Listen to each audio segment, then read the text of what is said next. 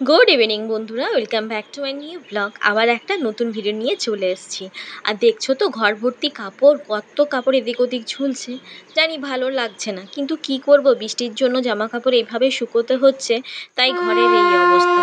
तो एखन बिकेल बेलाय मेयेके प्रैक्टिसे निये गेछिलाम आसार पथे देखलाम एप्रिल फाटक दिये जाच्छे तोमार रेल लाइन दिये जाच्छे ट्रेन माने ट्रेन माने इन्जिन এই যে এখান থেকে ট্রেন সেরকম যায় না মানে বন্ধ হয়ে গেছে রাস্তাটা শুধু চিত্তরঞ্জন আমাদের শিয়ালদাপুরে যেসব তৈরি হয় সেগুলো ইঞ্জিনগুলো সেগুলো এখান থেকে ক্রস করে ট্রায়ালের জন্য।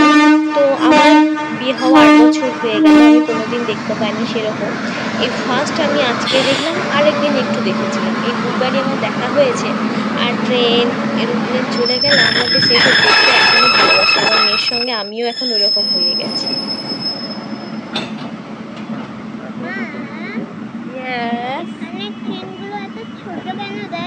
এটা ট্রায়ালে বেরিয়েছে বেটা এখানে ট্রেনটা যায় না এগুলো কারখানায় তৈরি হয় না তারপর এটাকে ঠিকঠাক চলছে কিনা সেই জন্য বের করে আধা মাস বাইরে থেকে যাচ্ছে।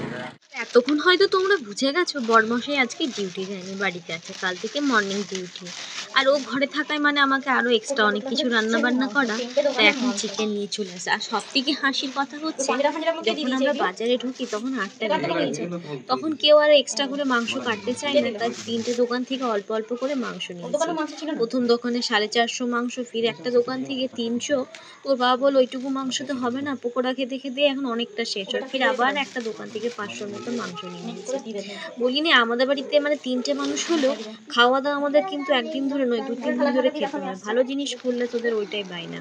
আর এখানে গরম গরম জিলেপি নিয়ে এসছে তো মেয়ে তো খাবে বললো কিন্তু ও খায়নি আর মেয়ে এখানে আবদার করে কি কি নিয়ে এসছে সেগুলো তোমাদেরকে দেখাচ্ছি।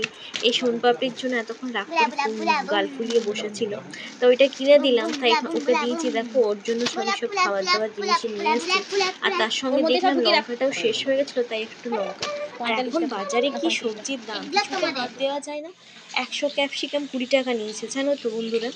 আর তোমাদের এখানে কীরকম দাম চলছে একটু কমেন্ট করে জানিও।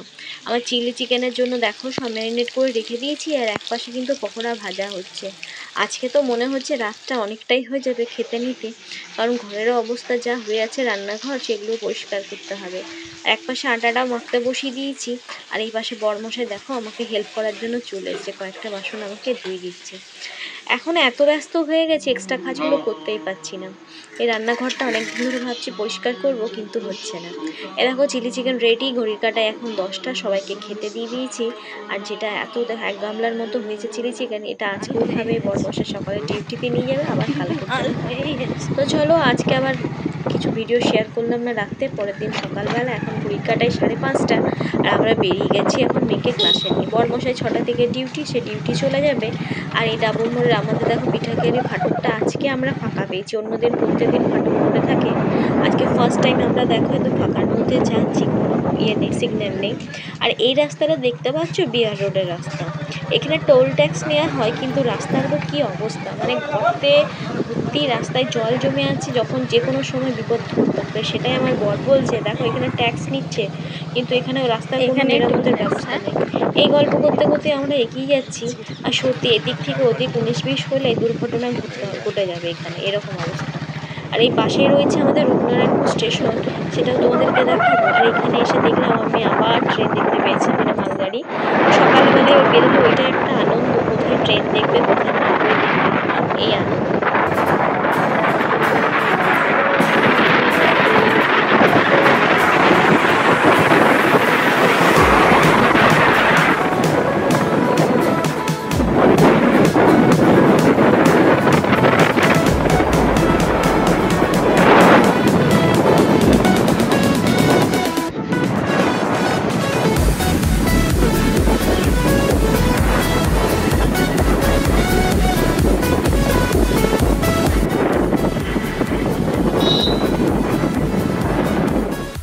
বর তো আমাদেরকে ছেড়ে দিয়ে চলে গেল কাজে আর আমার এখানে এসে দেখছি আজকে কিন্তু স্যার আসেনি পরে জানতে পারলাম কামলা স্যার আজকে আসবেন না উনি বাইরে গেছেন তাই এখন প্লে স্যার আসবেন সেই অপেক্ষায় বসে আছি এখন আমরা আগে চলে এসেছি ওরা এসছে দুটো বাচ্চা ওর বাবা নিয়ে আর আমি তাই মেয়েকে বললাম বস এখনই সবাই চলে আসবে তারপরে প্র্যাকটিস শুরু হবে। তো তাই মা মেয়ে অপেক্ষা ছাড়া আমাদের এই ভোরবেলায় আর কিছু কাজ নেই, তাই বসে পড়েছি অপেক্ষা করতে। আর আকাশটা দেখছো আবার মেঘ মেঘ করে আছে, কখন যে বৃষ্টি নামবে তার ঠিক নেই। আর আমার মেয়ে তো জানো চুপচাপ বসে থাকার মেয়ে নয়, ও সারাক্ষণ ঝাপ না দিলে হয় না। সেই করছে চলো এবারে ক্লাসে যাই, ক্লাসের টাইম হয়ে গেছে, আবার ওকে স্কুলে নিয়ে যেতে হবে। আর এর মধ্যেই দেখো স্যারও চলে এসছে, প্র্যাকটিস শুরু হয়ে গেছে, সেটাই তোমাদেরকে শেয়ার করছি, একটু পরে দাঁড়াও।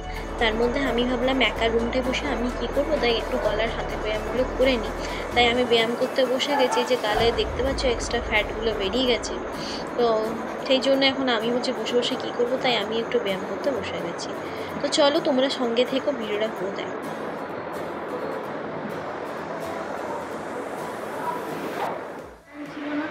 ঘুম হয়নি, এখন প্রচণ্ড ঘুম পাচ্ছি। আর তোমাদেরকে আমি ভিডিও শেয়ার করতে পারিনি, কারণ হচ্ছে এরকম আমার মাড়ি ফুলে গেছে, আক্কেল দাঁত বেরোচ্ছে।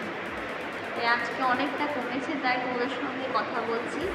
যদি দুদিনে এত গালটা ফুলেছিল, কথা বলতে পারছিলাম না। মেয়ে ভেতরে প্র্যাকটিস করছেন, আমি এখন এখানে বসে আছি, আমাদের জন্য যেটা ওয়েটিং রুম আছে সেখানে। এখান থেকে মেয়েকে স্কুলে নিয়ে যাবো, স্কুলে দিয়ে একটু রেস্ট করবো, তারপরে বাড়ির কাজ করবো। সেরকম রান্নাবান্না নাই, তোদের সঙ্গে অন্য কিছু ব্লগে শেয়ার করবো, অবশ্যই তোমরা দেখতে থাকবো। আর আমার গালটা তোমরা দেখে বুঝতে পারছো এখনও খোলা রয়েছে, যে মুখের মধ্যে কিছু ঢুকিয়ে রেখেছি, দেখো এই কারণেই তোমাদের সঙ্গে ব্লগ শেয়ার করা আমার হয়নি। আর এই পাশে আমার মেয়ে তো নিজের প্র্যাকটিস করে যাচ্ছে, দেখো সেরকম সকালে বাচ্চা থাকে না, গুটি কয়েক বাচ্চা থাকে, কিন্তু প্র্যাকটিসটা সুন্দর হয়। তোমাদেরকে একটা মজার জিনিস শেয়ার করছি আমি, তোমরা কিন্তু দেখো। এই দেখো একটা ভাবি বলি, ভাইয়া ভাবি, ওর ছেলেটা দেখো মাত্র 3 বছর বয়স, সকাল বিকাল দুবেলায় আসে, আর এত এনার্জেটিক তোমাদেরকে কি বলবো। দেখো কি সুন্দর করছে, কিন্তু ও সকালবেলায় এই সময় বাচ্চারা 5টা সাড়ে 5টার সময় ঘুমোতে চায়, ও কিন্তু দিব্যি দেখো রেডি হয়ে চলে আসে ক্লাসে। তাই ওকে দেখে আমার না প্রচণ্ড ভালো লাগে। এই ঘড়ির কাঁটায় 7টা 10 হয়ে গেছে, আর যেহেতু বর নেই বাসে যাব, তাই মেয়েকে বললাম এবার চলে আয়, তোকে রেডি করে স্কুলে নিয়ে যাই। তাই ওকে ওখানে রেডি করতে বসেছি। স্কুল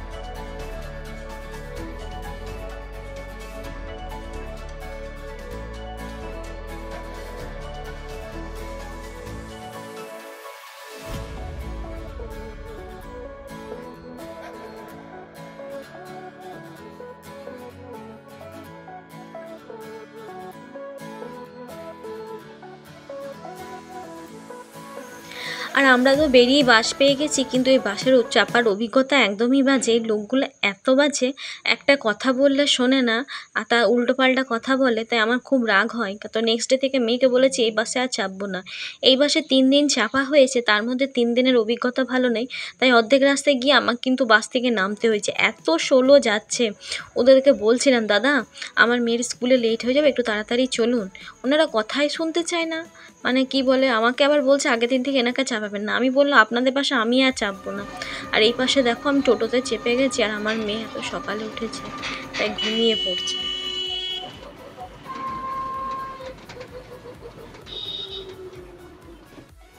মেয়েকে ক্লাস থেকে দিয়ে স্কুলে দিয়ে এসে পরে শরীরটা একদমই চলছিল না, একটু শুয়ে পড়েছিলাম। এখন উঠে ঘর দুয়ার সব পরিষ্কার করে নিলাম, সব জামা কাপড় প্রচুর ছিল, সব গুছিয়ে বাগিয়ে নিয়েছি, বিছানাও করে নিয়েছি, চাদরটা চেঞ্জ করলাম, মাসিমা ফুল তুলছি। আর এই দুটো চাদর তুলে রেখেছি, এগুলো কালকে কাচবো, আজকে নয়, আজকে 1 বালতি ভিজিয়েছি সব। এখন রান্নাঘরে কয়েকটা বাসন আছে, সেগুলো করব। আর রোদ দেখে কাপড় কাচতে বসেছি, এগুলো কেচে নিই, তারপরে আবার তোমাদের সঙ্গে পরে। দুপুরে মা মেয়ে রুটি খাবো, তাই মেয়ে আর আমার জন্য আটা মেখে নিয়েছি। এখান থেকে মেয়ের 2টো রুটি হবে, আমার 2টো বা 3টে হবে, পাতলা পাতলা, বেশি মোটা রুটি আমি খাই না। আর এই ভাবছি ঠাকুর করে মেয়েটা চলে আসুক, আমি আনতে যাইনি। আর ওইদিকে দেখছো আমার জামা কাপড় সব মেলা রয়েছে, ওগুলো তুলে নিয়ে আসি। আর দাদা বললো মেয়েকে দিয়ে যাবে, মানে পাপিয়ার হাজব্যান্ড, তাই আমি আর গেলাম না। পুজো দিয়ে একটু শুয়ে পড়েছিলাম, তো 8টা। আর ঘড়ির কাঁটায় যেই 12:30 বাজে আমি ঘরে কিন্তু থাকতে পারি না, আমার মনটা একদম ছটফট করে কি মেয়ে এখন স্কুল থেকে কেন আসেনি। তাই বেরিয়ে এলাম, তখন ভাবলাম কাপড়গুলো তুলবো, সে সময় তো আর বৃষ্টি হয়নি, তাই কাপড়গুলো এখন শুকোচ্ছে। আর এত সুন্দর মেঘটা করে আছে, তাই একটু ভিডিও করতে চলে এলাম। আর তোমাদেরকে একটা জিনিস শেয়ার করি, নাগপঞ্চমী ছিল পরশুদিন, মনে হয় নাগপঞ্চমী ছিল। আর এইখানে আমি সন্ধ্যাবেলায় বেরিয়েছিলাম, দাঁতে ব্যথা করছিল বলে পেয়ারা পাতা আনবো বলে। আর এই ছাপটা দেখছো, সাপের মুখের মতন, সাপের গায়ের মতন, একদম এইখানটাতেই সাপটা শুয়েছিল। আমার তো দেখে এটা ভয়ই লাগে, মনে হচ্ছে ওর গায়ে ছাপটাই রয়েছে। আর এই পাশে দেখলাম আকাশটা খুব সুন্দর, এত দারুণ লাগছে, তাই একটু ভিডিও করে নিলাম, কয়েকটা ছবি ক্লিক করে নিলাম, বেশ সুন্দর লাগছে। আর এবার মনে হচ্ছে এবার পুজো আসছে। কার কার এরকম ফিল হচ্ছে জানিও তো। আমার না এরকম মেঘ দেখলেই পুজো পুজো মনে হয়। আর এত সুন্দর ওয়েদারটা ছিল, তো দেখছি অনেকক্ষণ ধরে দাঁড়িয়ে আছি, মেয়ে আসছে না, তাই ঘরে যাই, ঘরের কাজগুলো করি, রুটিটা করি, তারপরে মেয়ে আসলে ওকে খেতে দেবো, চান টান করি। বাচ্চা, আমি এখনই বাইরে ঘুরে এলাম, তোমাকে তো দেখতে পাইনি, তখন আমি ঘর চলে এলাম ছবি তুলে। আঙ্কেলের সঙ্গে এসছো? দাও ব্যাগটা, দাও বাবা, ব্যাগটা খুব ভারী, আমার সোনাটা সকাল থেকে উঠেছে। ওরে নাচ হচ্ছে গো, নাচ হচ্ছে গো, নাচ হচ্ছে গো, সোনাটা নাচ হচ্ছে। How was the day? Nice, very good. লাইটটা জ্বালাই, টুনটুনি। চলো আমি চান করে দেবো। রুটি খাবে না ভাত খাবে? রুটি, আমি জানি, সেই জন্য তো আমি রুটি করার জন্য আটা মেখে রেখেছি। আমি জানি তুমি চিলি চিকেনের সঙ্গে রুটি খাবে, তাই না? ও বাবা, ও বাবা, ও বাবা, ও বাবা গো, নাচ হচ্ছে, নাচ হচ্ছে, নাচ হচ্ছে, নাচ, নাচু নাচু, নাচু নাচু, নাচু নাচু, নাচু নাচু, নাচু নাচু। ও এত খুশি কেন সোনামা, এত খুশি কেন? ও তো এত খুশি, ইতনি খুশি, ইতনি খুশি। ও বাবা গো, ও বাবা গো, ও বাবা, এটা কি হচ্ছে গো, মাতাল হয়ে গেছে বেটা আমার। এত নাচু নাচু কেন? হ্যাঁ, ওয়াই, কিছু হয়েছে স্কুলে? হ্যাঁ, গুড ডে, গুড ডে।